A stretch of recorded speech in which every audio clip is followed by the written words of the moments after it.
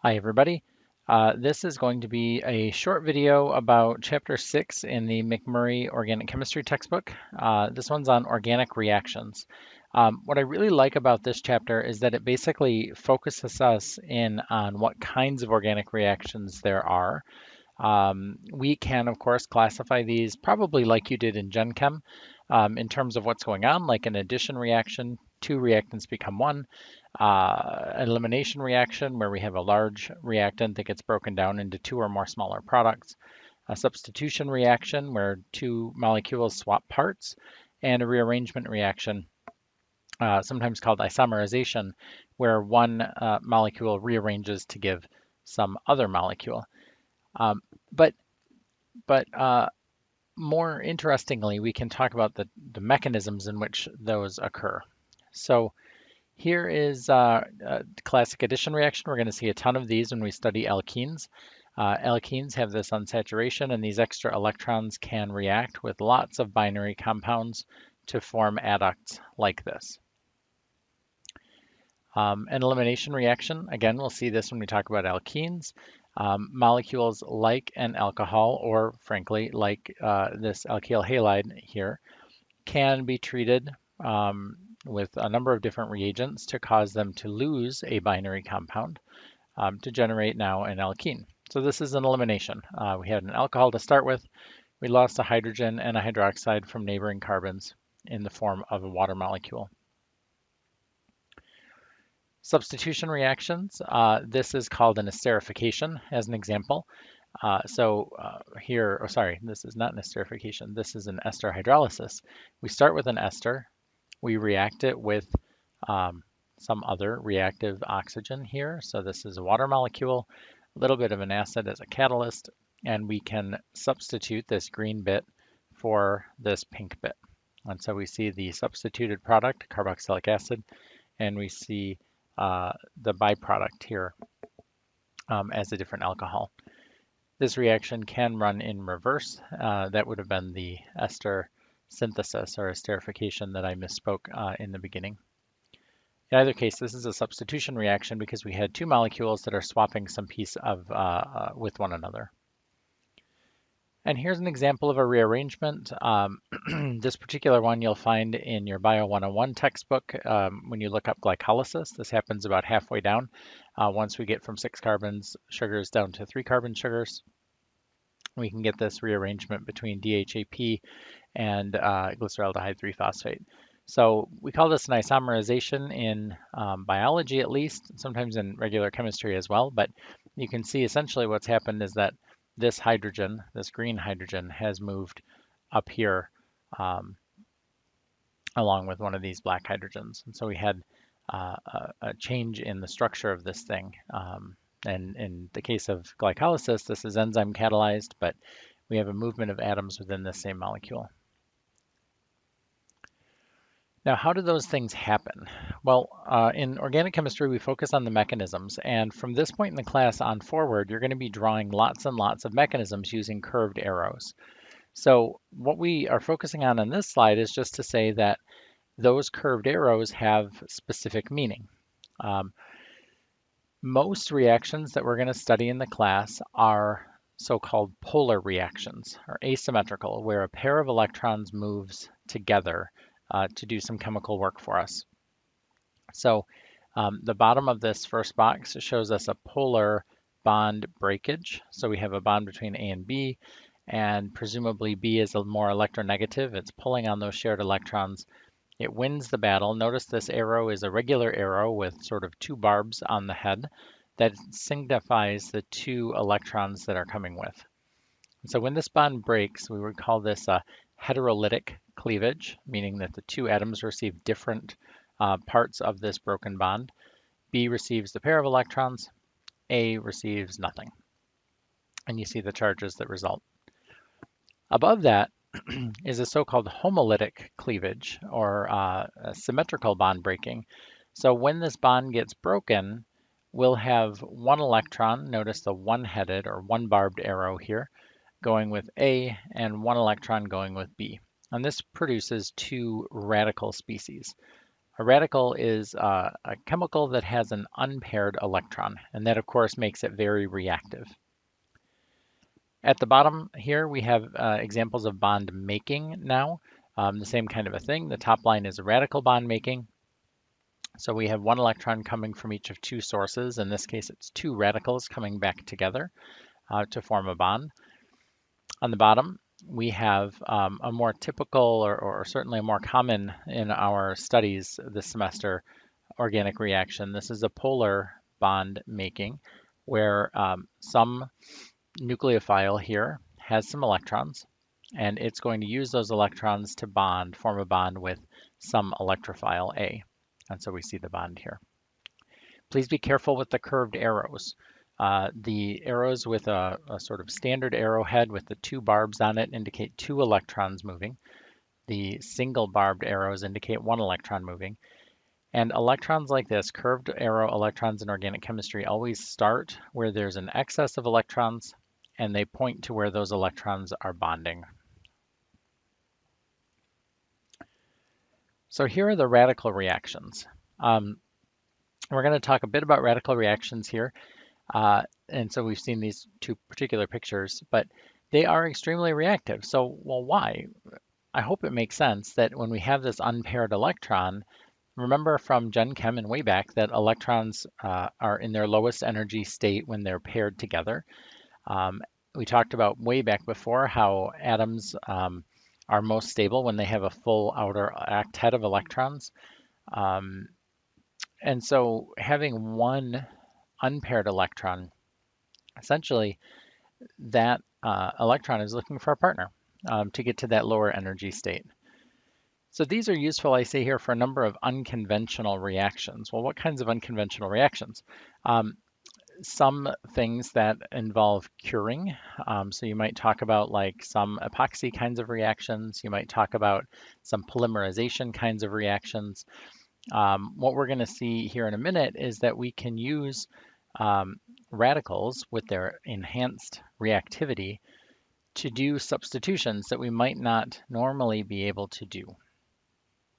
Okay, so here's a case where if we have a molecule, AB, that's got normal bonds, two electron bonds between it, if we expose that to a radical, in some cases we can homolytically split this AB bond, where the radical electron pairs with one of those electrons from A, from the AB bond, they're showing here from A, and the other electron is left with B. Now, I do want to just quickly note here that the way I would have drawn this to be a little bit more precise would be to have said I have my radical and I have my AB pairing like this. I would have drawn it with one arrow going like that and one arrow going like that. And then our second electron staying behind with B. And so at the end of the day, we have the same products. Okay, a radical B and this new covalent bond between R and A. We also can have a radical addition. This is what we'd see often in terms of polymerization. We would have our monomer building block, I guess you could say. Our monomer would have a double bond in it and many, many, many polymers. And some radical initiator would start this. And again, I would have drawn this with one electron going there. This second electron is coming out of the double bond here. Okay, so it's this pair of electrons that we're breaking. And then creating that radical now here. And of course, if we had some other molecule over here, we could talk about now continuing on, and we get this radical chain reaction polymerization. All right, and so how do these radical reactions work? Well, we'll have three basic steps. Initiation, where we have to make the radicals. We're going to talk about that in just a minute. Propagation, we'll talk about next. Now that's using these radicals. So this is an example of a propagation reaction. We already had a radical here. And then termination, where ultimately the radicals will be consumed. Now the example we're going to use for this is the radical chlorination or halogenation of an alkane. Now we've talked about how a CH bond is really pretty stable. This is too strong of a bond for us to remove with a base, so alkanes are not acid-base labile. What that means is that it's pretty difficult to do anything with alkanes. They're fairly non-reactive. However, if we use a radical, and in this class you're going to see that chlorine and bromine are the two that we really talk a lot about. If we use a radical, we can get a situation where ultimately we're going to break this bond in a homolytic way. Now, I don't want to put those arrows there just yet, so we'll get into the individual steps. But this requires some form of energy to create the radical from this highly strained Cl-Cl bond. And that's our initiation step, so let's look at that. Typically, we're going to use UV light radiation. Now, I mentioned here this is a weak bond in between the chlorines. Well, why is it so weak? Think about the electronegativity of these two atoms, right? On our periodic table, chlorine is up near that upper right corner. It's a highly electronegative atom, and so if we think about kind of this strain between these two atoms, those electrons are being pulled pretty hard in opposite directions by each of those two chlorines. So this bond is under some significant stress anyway. If we add a little bit of energy, usually from UV light, we can homolytically cleave that. We see these fishhook arrows to create two chlorine radicals. Okay. And so we see just at the bottom here, all these slides will have the overall process so we can see what we're doing overall. But step one basically converts our chlorine molecule to chloride radicals. Okay, that's initiation. And I should say the initiators that you're going to see are typically halogens. As I mentioned, chlorine and bromine do this fairly well because of that strain. You'll also see some cases where we use peroxides. And again, this is an organic peroxide, so benzoyl peroxide is a common one. There's other ones too. But again, this oxygen bond is under some strain because of the electronegativity of those two oxygens. And so if we add a little bit of light, we can generate these RO radicals. Okay, that's supposed to be a dot right there. All right, and another one, I guess I'll draw both. Okay, and I just realized if I dress this up a little bit, we can make a little fun structure. Anyway, okay, moving on.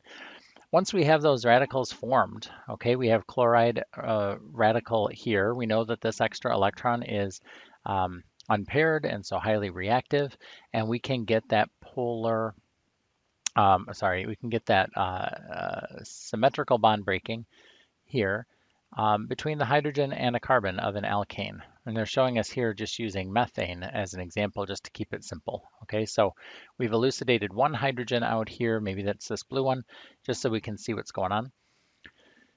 And so we get this fishhook arrow from the chlorine radical electron and the fishhook from one of those bonding electrons. The second one stays with carbon. And so we've created a methyl radical. Okay, just like the chloride radical, the methyl radical is unstable. It's got that unpaired electron, and so it looks for another target, something else to react with. And they're showing us here the possibility that it reacts with another chlorine molecule in solution. And so we get now sort of the reverse. We get the alkyl radical being the aggressor and the chlorine molecule breaking apart like this. And so we've created here chloromethane as well as regenerated a chlorine radical. Now that's not all it could have reacted with. We could have reacted instead, once we generated that CH3, well, maybe there's another methane sitting around, right? And we could have done this reaction. But then what have we done? Well, if we're careful to note all these products, we've generated now, well, nothing different. So we moved a hydrogen from one methane molecule to the other, but we can't really tell that. We haven't done anything productive. So yes, although this technically is another propagation reaction we could have drawn, it's irrelevant. It's non-detectable. The key thing to note here is that propagation steps involve radicals reacting with non-radicals. Okay, so we started with a radical and a non-radical. We ended with a radical and a non-radical. So these are two distinct propagation steps here. But both of them are necessary to accomplish what we've shown in this box, the overall reaction. Right, we've generated a product right there. We've generated our HCl product, right? And we have regenerated the chloride radical we started with. So presuming that there's extra methane in there, we can keep going, okay? So this chloride radical could go on to react with another methane molecule, and we could redo part A here, but it could certainly react with a chloromethane molecule to get us a dichloro product, right?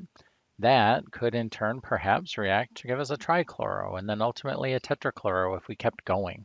And this is just a statistics game. So it's equally likely to react with the CH bond of methane as it is chloromethane. It's just a matter of the relative amounts of those two and sort of the chance that those two entities will run into each other in solution. What this does mean for us, though, is that radical reactions are messy. We tend to produce the product we want if we've mixed things together in the right ratios, but we also tend to produce lots of other molecules that maybe we didn't want. So these always require a cleanup step at the end. With some frequency, we will do termination reactions as well. So if we have a lot of radicals in the solution, occasionally those will run into each other to regenerate a stable molecule. And so here's an example on the top. These are three different terminations. Here's one where two chlorides run into each other to produce a chlorine molecule again. Here's one where a chlorine radical and a methyl radical run into each other, and that happens to produce the product we wanted anyway, so that's great.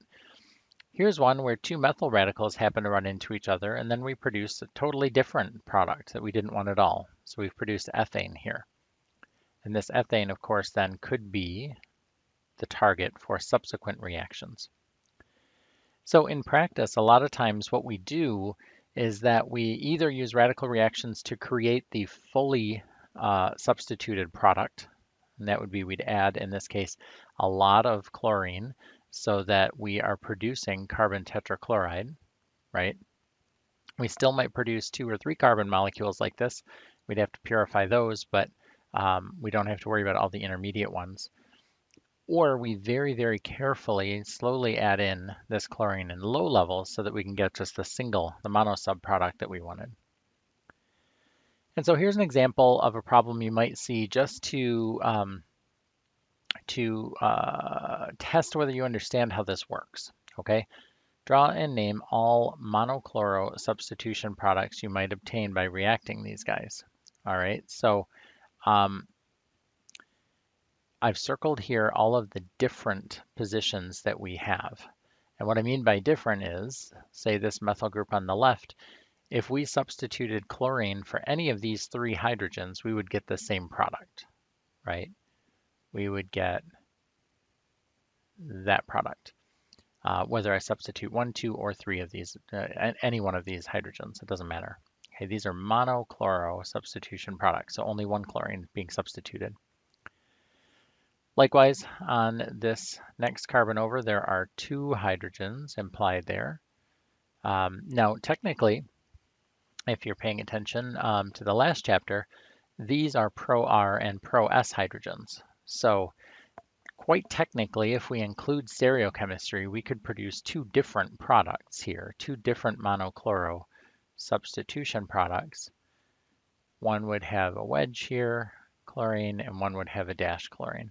So we'd get an R and an S stereoisomer products here if we were paying attention to stereochemistry. All right, likewise here with the 2 hydrogens on that next carbon. This bridge carbon or this branch point, this is the one where somebody would very commonly miss this hydrogen right here. So don't forget that there is one, right?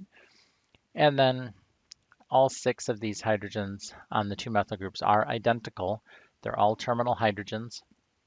So replacing any of those 6 would give us the same product like that. Whether I draw it there or I draw it there, try to name them, they're the same.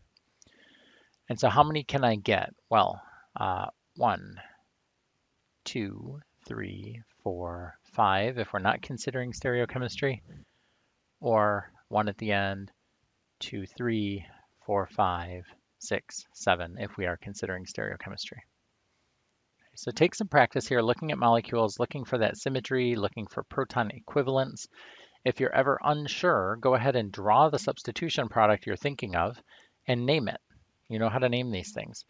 If you come up with the same name for two different structures, they are in fact the same structure. All right. The book goes into a little bit more detail about chlorine radicals versus bromine radicals and their relative substitution patterns. That is, if we were to treat something like this, we can see we have primary hydrogens here and secondaries and a tertiary hydrogen. Chlorine and bromine behave a little bit differently, so make sure you look at the relative amounts of those and how those work, and you can find that in the textbook chapter. If we change gears a little bit though, and we look at the more frequently encountered reactions in organic chemistry, we're going to see polar reactions. And remember, these are the ones where we have two electrons moving at the same time. So typically we're talking about either breaking a bond heterolytically, so electrons go with one side of the bond and leave the other side. And then when we form new bonds, we're talking about some entity coming in with electrons. We call that thing our nucleophile, often abbreviated NUC with a little pair of dots there. And the other thing being the electrophile, often depicted as an E+.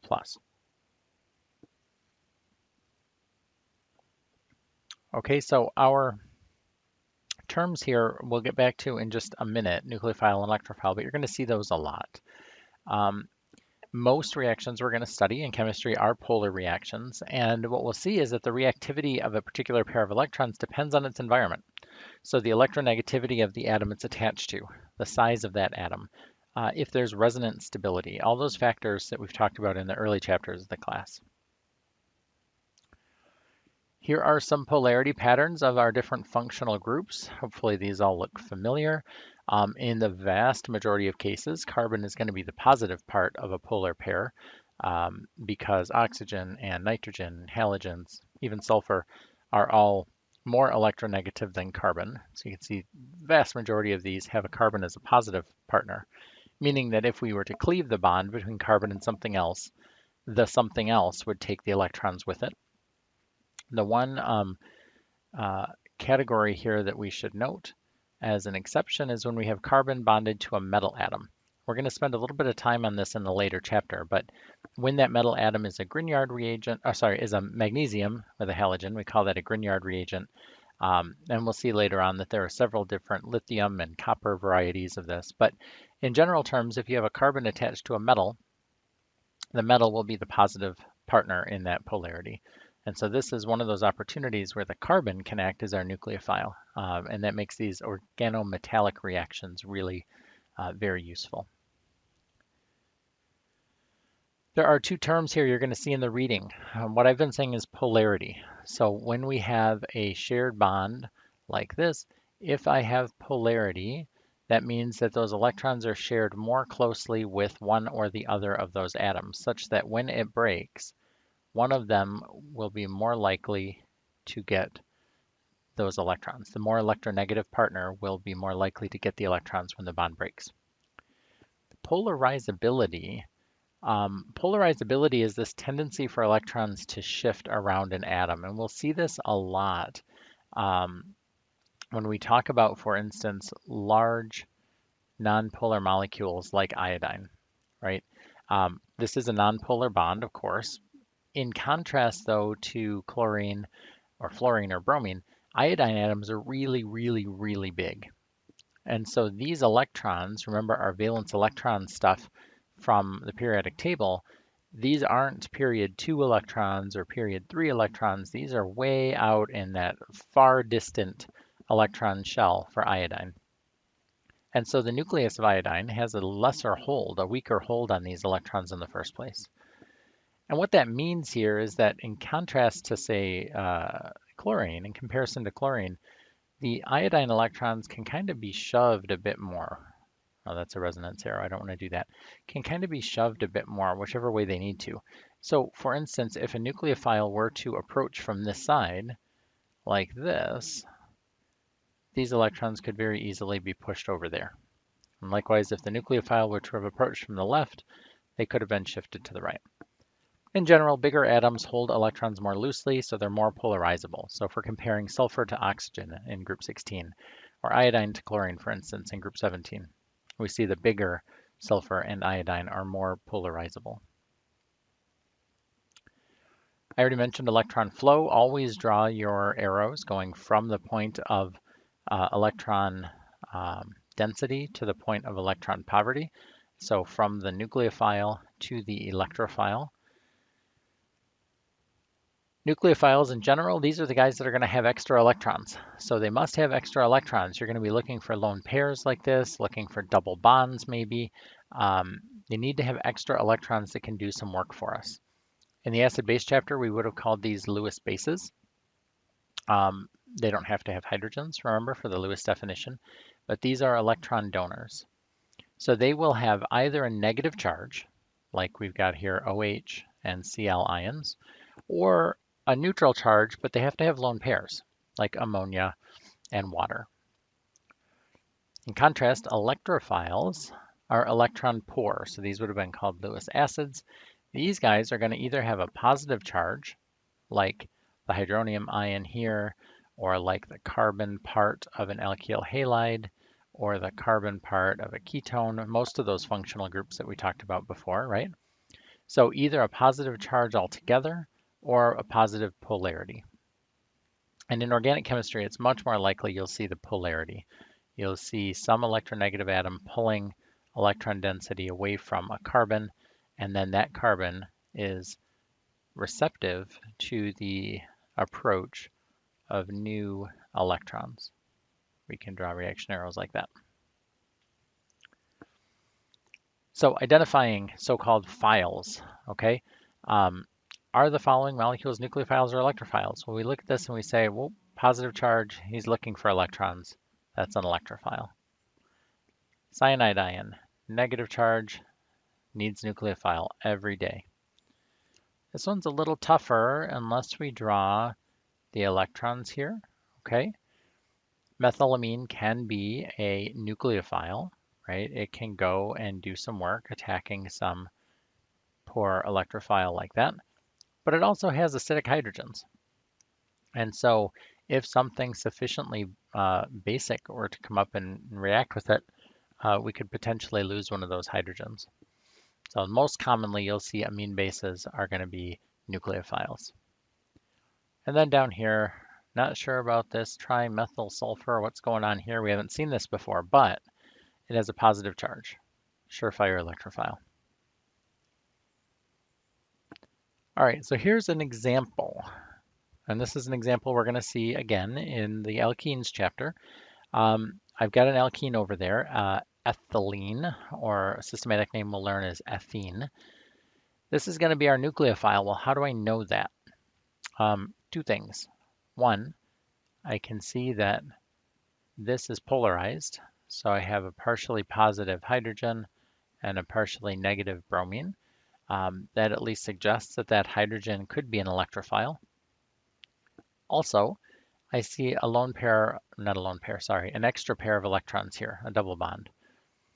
And so how am I going to draw the curved arrows on this thing? Well, I'm going to say this pair of electrons can go over and attack that hydrogen. And the pair of electrons that used to hold it onto bromine, remember it was polarized to the right anyway, those electrons can go over to bromine. Okay. So as a result, I form an intermediate for just a minute where I will have generated a new bond between one of those carbons and hydrogen. And I will have left one of the carbons with a deficiency. And I would have generated a bromine. All right, and I'm going to draw that lone pair of electrons here. Remember, bromine's got 8 electrons, but I'm just drawing the ones that used to be the bonding pair. This is our intermediate step, our transition step. And so then what happens next? Well, look, I've got a negatively charged bromine that can act as a nucleophile to attack this carbocation is my electrophile in the second step, and I can get that product up there. So we're going to deal with that, all the details of that thing later when we look at alkenes, but that's what's going on. I have a nucleophilic attack, the double bond in ethene to grab this hydrogen, and then in the second step I have a nucleophilic attack of that resulting bromide ion to attack this carbocation. So I mentioned a couple of times that double bonds are nucleophilic. Same would be true for triple bonds, of course, but those extra bonds are nucleophilic. Single bonds, sigma bonds, are not. And why is that? Well, if we look at electron density maps, remember that a sigma bond has the pair of electrons sort of shielded between the two carbons. It's sort of a cylindrical bond right in the middle here. And this is showing them perfectly evenly split because it's symmetrical. But these guys are not very accessible. They're sort of protected by the rest of the molecule. Whereas pi bonds, whether it's our double or our triple bond, pi bonds are extending above and below or forward and backward of the plane of this molecule. And so these electrons are much more accessible for reaction. And that's why our second and third bonds can react this way. Our primary bonds don't. Remember, in order to break a sigma bond, we need to have an appropriate kind of bonding, so carbons wouldn't do it, but like our halogens or oxygens, that electronegative pull in both directions, and we need to add some energy in the form of UV light. All right, so here's that mechanism I talked about. Nucleophilic attack here, nucleophile, electrophile, and then second step, nucleophile, electrophile. So here's a second example, reaction of HBr with 2-methylpropene. Okay, so 2-methylpropene, what does that mean? Well, prop we know is 3 carbons. ENE, you may have picked up by now, means that we have a double bond. And 1,2-methyl, we'd look like this. Okay. And we're going to react with HBr again. Same kind of deal. So what's our mechanism? Double bond nucleophile attacking hydrogen, displacing a bromide ion like that. And so this part of the molecule is unchanged.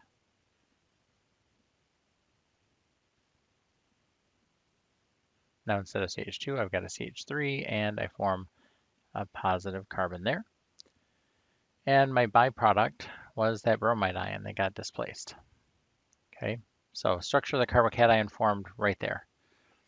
And then second step, another nucleophilic attack, bromine attacking that carbon to give us our final product, where we have our trimethyl carbon like this, now attached to a bromine.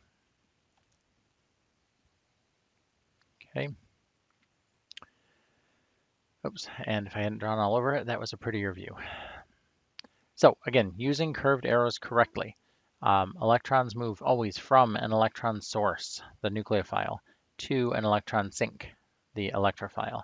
So from a heteroatom, oxygen, nitrogen, from a carbanion, negatively charged carbon, which we'll see occasionally, from a double bond or a triple bond like this. That's how that's going to work. And if we had one of those nucleophiles, we could be attacking a positively charged or positively polarized carbon. We could be attacking a hydrogen that's positively polarized. So lots of different options. Nucleophiles always negatively charged or neutral, but they have to have electrons. Okay, so if it was negative in the first place, it'll react to become neutral because it's used up those electrons. It's donated them to the new bond. If it was neutral, again, we go up one charge level to positive. Electrophiles are the reverse of that, right? They're positively charged or neutral to begin with, and they're going to become more negative as they accept electrons. So now we're looking at this hydrogen, okay? It accepted electrons from the double bond. So this oxygen that's left over here, it was positive. Now it's neutral. It went down in charge. Here's an example. I started with a neutral electrophile, I ended up with a negative electrophile. I went down in charge.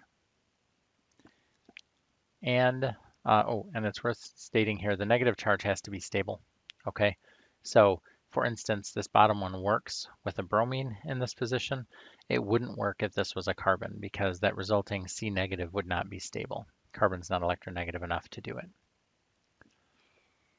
The octet rule has to be followed, right? So that's why we have two arrows here, right? If I just drew this arrow to the hydrogen, now that hydrogen would have two bonds to it, and hydrogen can't do that.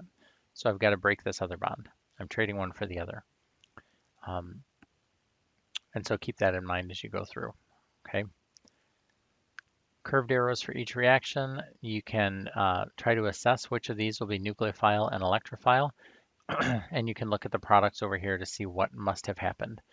And if we look at the first one here as an example, I can see a new bond right there between nitrogen and chlorine, so it must be nitrogen attacking chlorine. Remember, this is polarizable to some extent. Iodine would have been better, but chlorine will do. And we can form the new bond here and form the chloride ion there. And I'll let you do the part B and part C on your own. All right, now a lot of what I talked about here is reactions, and in many cases I mentioned that those are reversible. So really, if we want to get technical about it, all chemical reactions are reversible. It's just that the ones we say are irreversible really aren't practical to reverse. The only time something's truly irreversible is when you lose one of the products. Maybe you've generated a gas that dissipates or something like that. But here's an example of equilibrium. So showing now A and B reacting to give C and D, and notice the little italics, lower cases, are quantities in the chemical reaction. Hopefully you remember from Gen Chem that equilibrium constant is products over reactants, and if we have quantities, we'll use those as powers here. So C, concentration of product C raised to the C power for this little guy right here. If that equilibrium constant is greater than 1, that means I've got more product than reactant, right? If the C and D is greater than A and B, KEQ would be more than 1. So that indicates a forward reaction is occurring. Significantly less than 1, I'd say it's a reverse reaction. And if it's approximately 1, I'd say there's no reaction or we're at equilibrium. Things forward and backward are basically canceling out.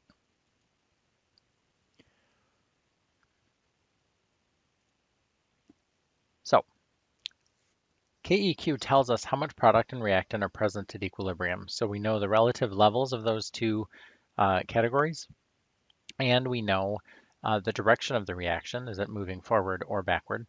KEQ talks about the conditions at equilibrium.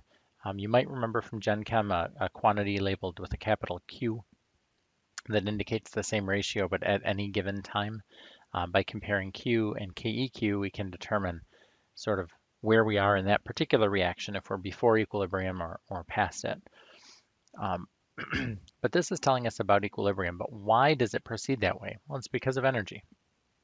And so if we start looking at some energy diagrams and thinking about thermodynamics, we can start to explain why these things operate the way that they do. So we'll talk about the lowest energy state here.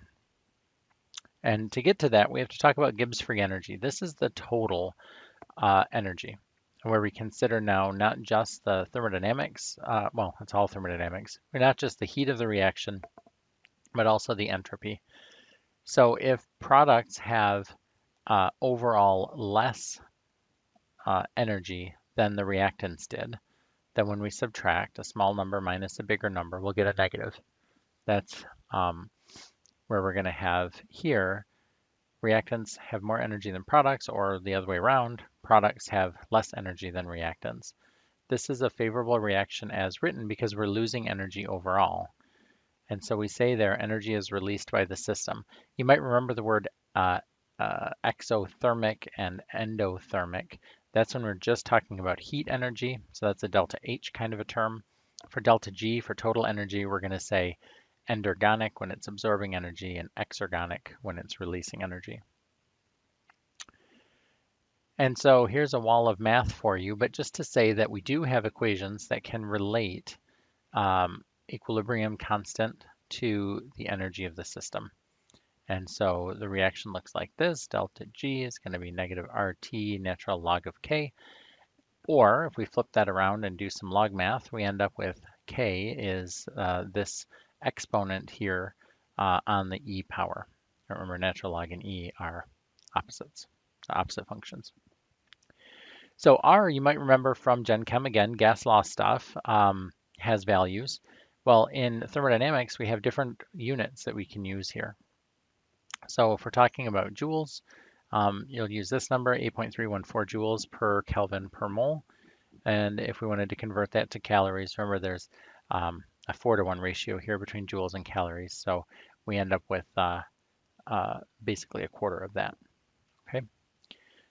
This is the same R, the same molecular constant you saw before, but with energy units now for thermodynamics. And so here are those components that we talked about, right? So total energy is a combination of the heat, the thermal energy, enthalpy, and the entropy of the system. And entropy depends on temperature. It's always got to be in Kelvin.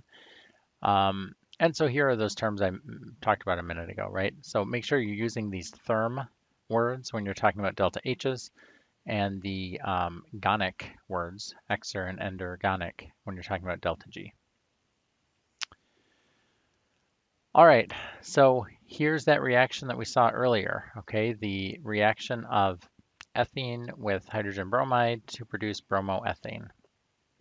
And these are thermodynamic values that have been measured. So the delta G is negative overall. What does that mean?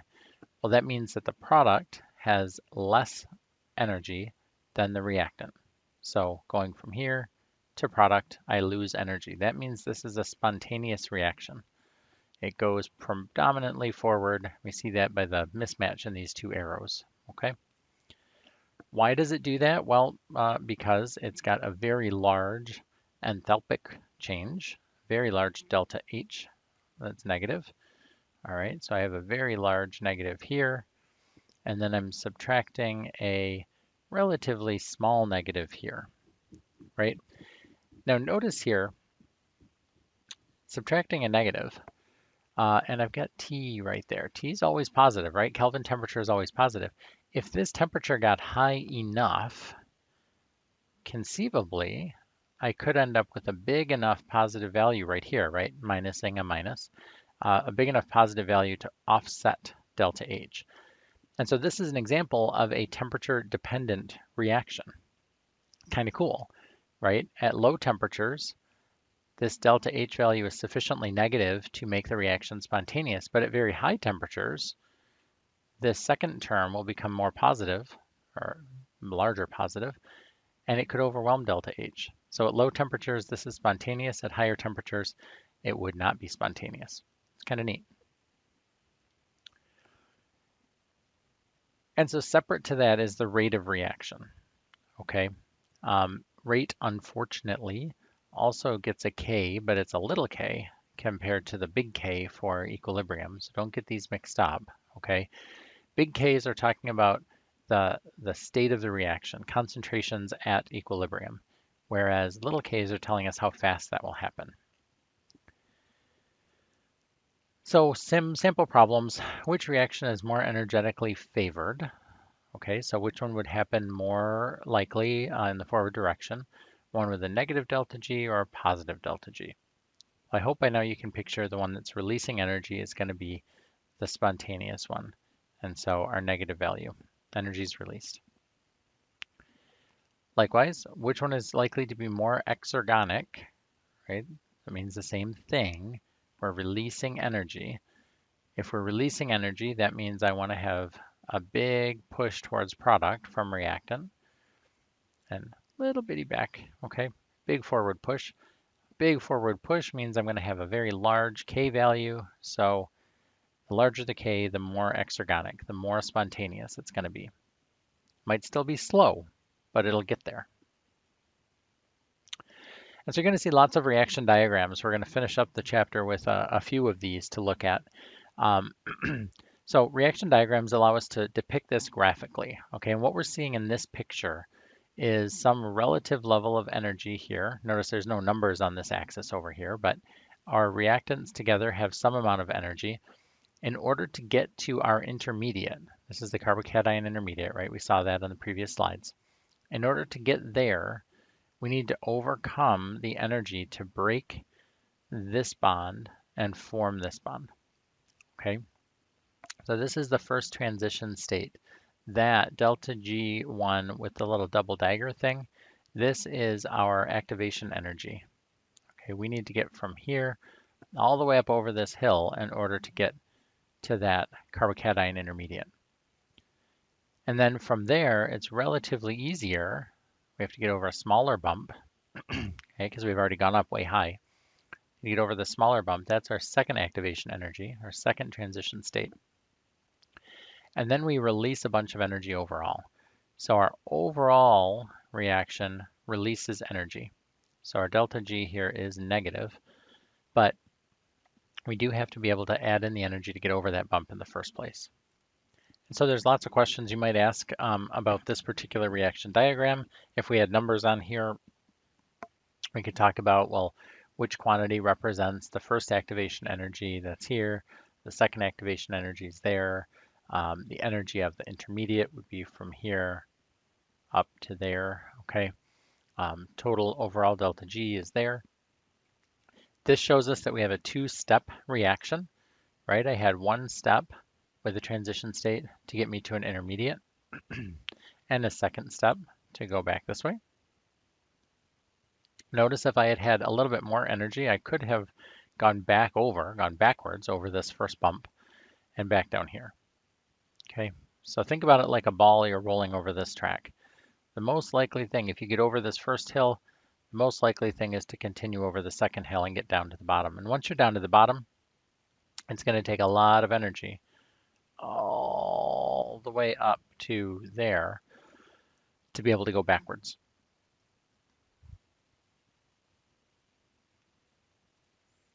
So if we use a diagram like this to track the reaction, all right, step one, represented by the first transition state, would give us the intermediate here, carbocation.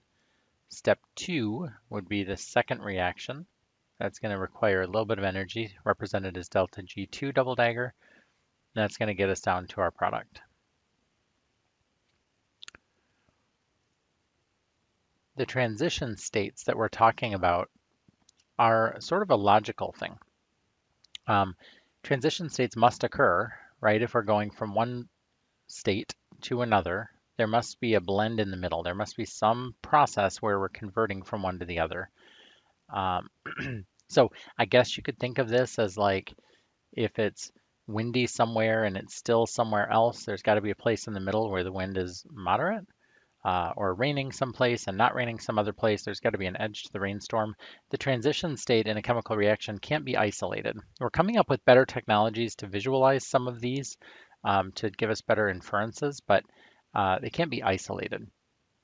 So if we were going to try to model this logically, if we're starting, step one of our reaction is going from the alkene and HBr to the carbocation, there's a point somewhere in there where this double bond is breaking between the carbons. The single bond is forming between the C and the H, and the bond between H and Br is breaking. At that point, if we were to represent those kind of with these dashed lines, okay, we're showing the double bond is sort of breaking, the single bond between C and H is forming, and the single bond between H and Br is breaking. That's what it would look like. That's what we're talking about, but we can't isolate this thing. It's too reactive. So these reaction diagrams, energy diagrams, can take several forms. Okay, the top two we could say are endergonic, spontaneous.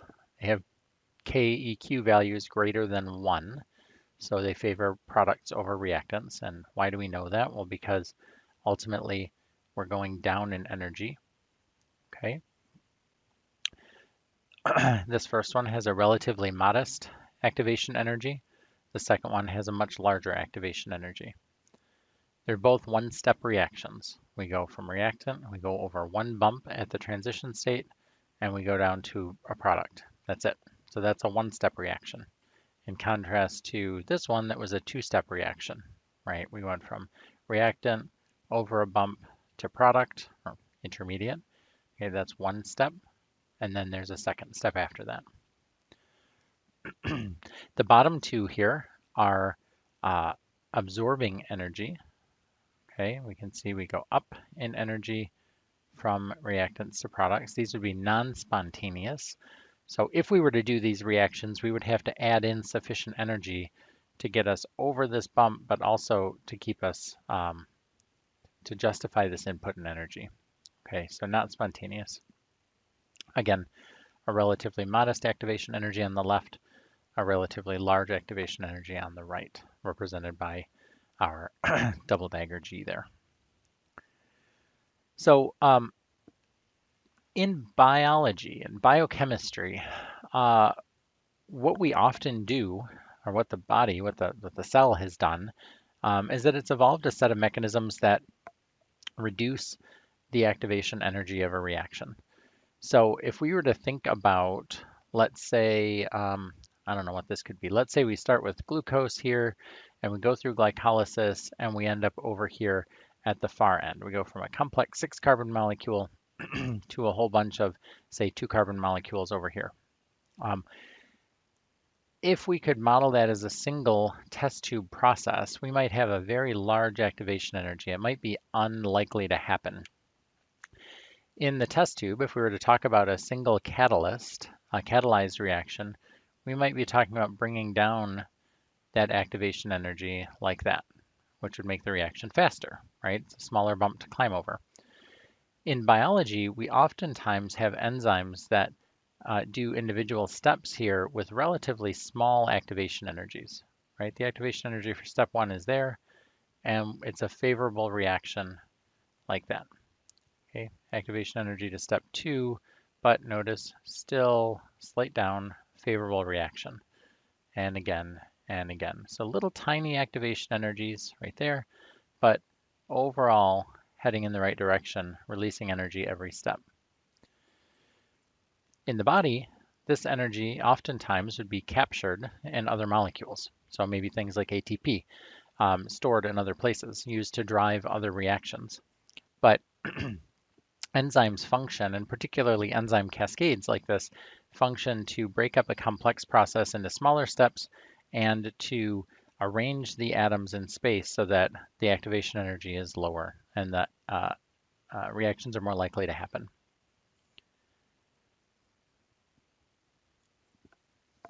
And so, of course, in the cell, if we start thinking about organic chemistry in biology, in the lab, we can use all kinds of solvents. We can use ether, we can use alkanes, hydrocarbon solutions, things like that. We can vary the temperature widely. We can, change the catalysts around if we need to, whatever. In biology, we're stuck in water, right? We're in an aqueous environment, and the temperature is pretty tightly regulated. So we have to have other ways to accomplish reactions. And typically the way that we do that, instead of being able to just cook something and push the reaction, we use complicated enzymes, often made of protein or RNA, and we use relatively complex coenzymes. So these are oftentimes vitamins or things derived from metal ions. Enzymes also have a very high specificity for the substrate, and so we can get very precise reactions. And it's that precision of enzymes that allows us to develop molecules that interact with them. So there's an interesting little essay at the end of the chapter that if you're into sort of pharmacology and biochemistry and that kind of stuff, you might want to take a look. It's only about 2 pages long, talking about the origin of new drugs over the last several decades. And it's kind of neat in that if you go back into older editions of the McMurry textbook, he's talked about this for a long time, but this graph has changed as new data has come in. It used to be that in human history, like ages ago, it used to be that our drugs, our medicines, were unaltered natural products, right? People made teas out of things. We made tinctures out of things, plants and animals and minerals and other stuff that we would just pass down that knowledge that if you have these sorts of symptoms, you go and get this plant and make a tea out of it or whatever it might be. Um, then, as technology improved, we started isolating those natural products out of the plants and things. So instead of using willow bark tea for headaches, we isolated the active ingredient that's a painkiller, and we can put it into a pill, for instance. Um, Once we figured out how to make those drugs, we came up with the synthetic routes over here, which you can see the majority of our drugs now are synthesized from smaller molecules. This is a really big issue when we start talking about fossil fuels. I know everybody talks about fossil fuels in terms of energy and pollution and that kind of thing, but all of the small molecules that go into making these bigger molecules come right now, most of them come from oil, from petroleum products. So when eventually humanity runs out of petroleum to fractionate to get those small molecules, we better have another source, whether that's from recycling, breaking down existing stuff, or we figured out new ways to join carbons together. Um, but right now, we make the majority of our drugs from small molecules, and we do what's called total synthesis. In some cases, novel drugs, and in some cases, producing things that we used to find in plants. Um, and then we've got over here the biological stuff. And this yellow category, biological macromolecules, is growing exponentially. You'll see all kinds of commercials on TV and things about different monoclonal antibody products and synthetic peptides and all kinds of things that you can get now to treat various conditions. So if you're into this, check out that essay at the end. The big take-home point from chapter 6 should be understanding, I guess, two big take-home points. Understanding how to properly use curved arrows and the difference between a radical and a polar reaction. You should be able to isolate the three steps of a radical reaction and sort of diagram what those look like. And then a little bit about this equilibrium constant. I'm not so worried about the math, but I want you to understand how equilibrium constants work. So what does a KEQ mean? How does it relate to energy? What does that look like on an energy diagram? Okay, so pay attention to those things. And as always, if you have questions as you're going through the material, shoot me an email. Otherwise, have a really great day, and I'll talk to you again soon.